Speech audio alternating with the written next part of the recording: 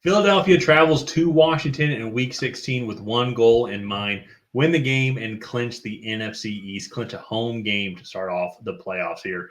My name is Tyler, here with my brother Ryan, and we're going to break down this Week 16 matchup between Philadelphia and Washington. But before we get into that, we want to give a huge shout out to everybody that joined the Tracy Take as we hit 6,000 subscribers this past week. So thank you to everybody in helping us reach that goal.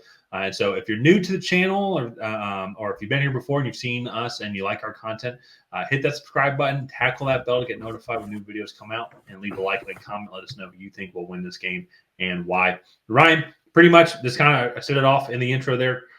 Philadelphia Eagles, if they win this game, they clinch the division. They are currently 12-2, 3 games up on the Washington Commanders, who are 9-5. The Dallas Cowboys are 6-8 and still vying for a playoff spot. And New York Giants, they are looking forward to the 2025 draft. So we don't have to worry about them in this game. But these two teams, they've already played before. It was a pretty dominant win for Philadelphia. I believe it was, doesn't matter when it was. I think it was week 13. Is that, no, sorry.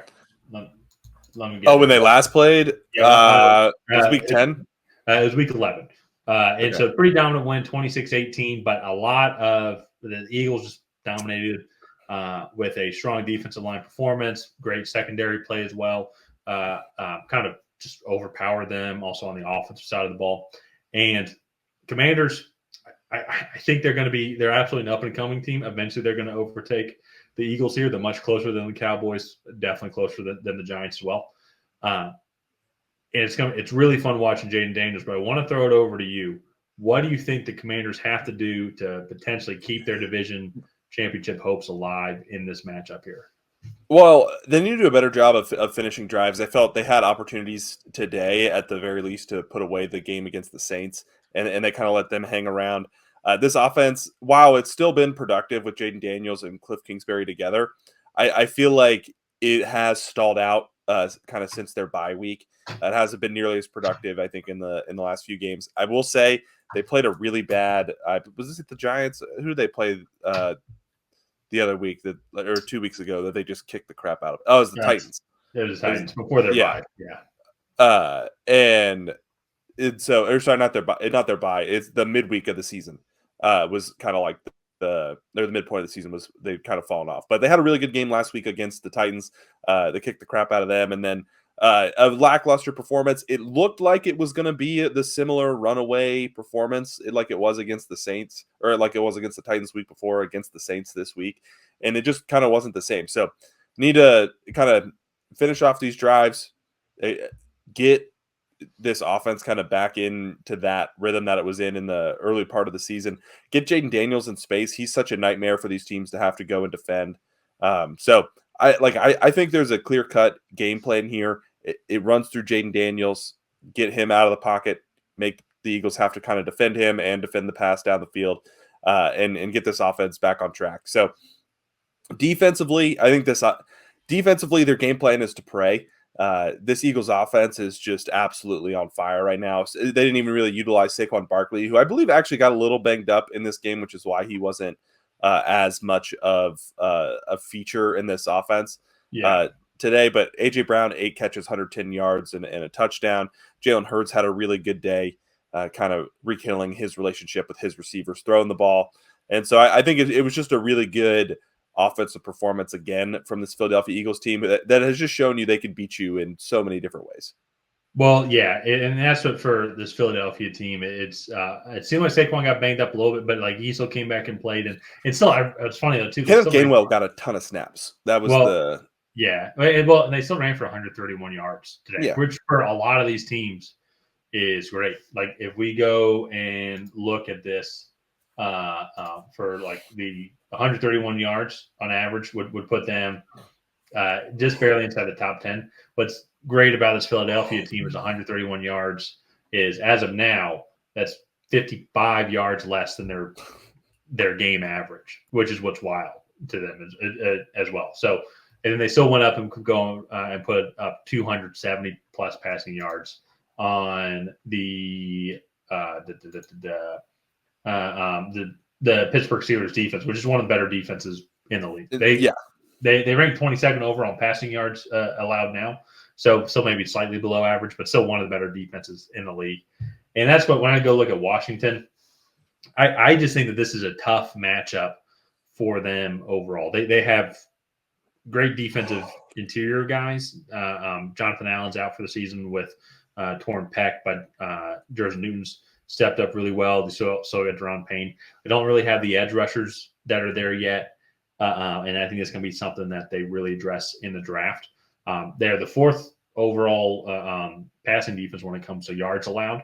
So that's what, to me, just when you look at this Philadelphia team, as long as Saquon Barkley's staying healthy, and even too doesn't matter. It looks like with Kenneth Gainwell in the backfield, they could still run really well also. But I think it's just a matchup overall when you look at it statistically, where I think the Eagles can just dominate that defensive line overall and can really open things up for them. And then that's when they can take their opportunities for deep passes. And as you mentioned as well, Jalen Hurts and A.J. Brown, whatever tension that there might have been leading up to this game as well, they were able to mend that real quickly. And I say that facetiously. I don't think that I think that was all tabloid stuff to begin with. Yeah.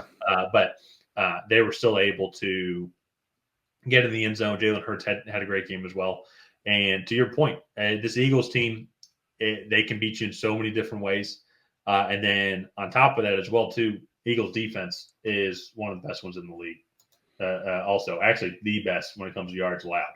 First overall in total yards allowed, first in passing yards allowed, seventh in rushing yards allowed, eighth in sacks, so 39 sacks. And so it's just, I think this just Commanders team is just not, and to be fair to the Commanders, a lot of teams aren't able to. They don't really match up well against the Eagles in general. It's just there's not really a facet of the Eagles game that they just don't seem to do well. And it's probably giving my pick away also too. But like that's why to me, I think if you look at Philadelphia, it's just how do you beat these guys? Like these guys almost have to beat themselves. It really does. They have to have an off day. They have to be the one that makes these mistakes. And they do have 16. That's takeaways. Turnovers. How many turnovers they have? They only have 13 turnovers on the season. So they don't really turn the ball over that much. Very efficient.